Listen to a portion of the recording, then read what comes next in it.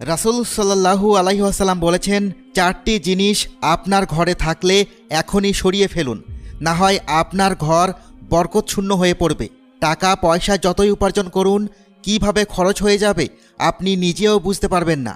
সর্বপ্রথম যে জিনিসটা সরিয়ে ফেলতে হবে সেটা হলো যে কোনো ধরনের বাদ্যযন্ত্র। রাসূল সাল্লাল্লাহু আলাইহি ওয়াসাল্লাম বলেছেন, যেই ঘরে বাদ্যযন্ত্র থাকবে সেখানে রহমতের ফেরেশতা আসবে না। দ্বিতীয় যে জিনিসটি হলো সেটা হচ্ছে ঘণ্টা।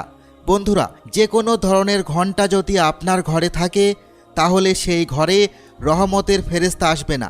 তৃতীয় যে জিনিসটা হলো সেটা হচ্ছে যে কোনো ধরনের ছবি, ঘরের দেওয়াল হোক অথবা শোকেস হোক, ঘরে কোনো প্রাণীর বা মানুষের ছবি রাখা যাবে না।